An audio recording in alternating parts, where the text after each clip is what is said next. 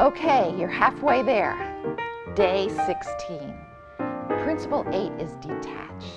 I know it sounds crazy. Detach from your kids, detach from your problems. How can you detach from your kids?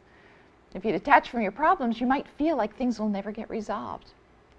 On the contrary, you could be more intimate in your relationships if you're able to detach, and more efficient in your problem solving if you're able to detach. I see families all the time who are dependent on one another. So dependent that they're trying to fix each other, trying to correct each other, saying that they'll change when the other changes.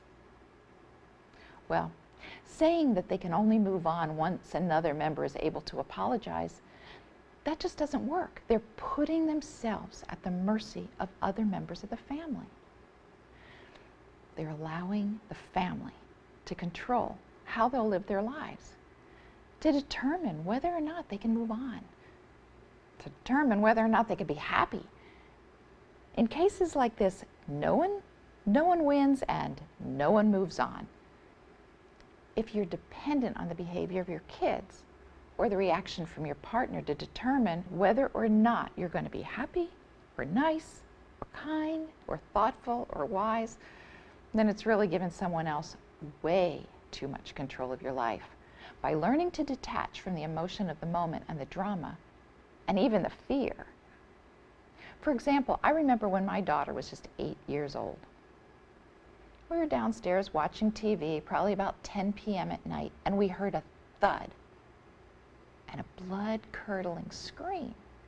We went tearing up the steps to find out that she'd fallen out of the top bunk and slammed her eye on the desk right next to her bed.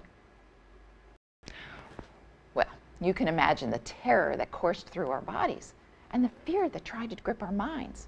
But because we were able to take a quick, deep breath and just detach for a moment, we were able to check her out, keep her calm, and rush to the emergency room. Well, I think she still has a scar to this day, and she's 35, but her eye is fine. But at that moment of detachment in a crisis made all the difference in how we handle the situation. So as you practice detaching, as taught in this chapter, you'll be more effective, make wiser decisions, and elicit more respect from your kids and your spouse. So try to picture yourself with a little pillow of air between you and the drama of the moment. See the situation as a kind of observer, as someone who's collecting information, and you'll make much more rational decisions. And don't forget, just breathe.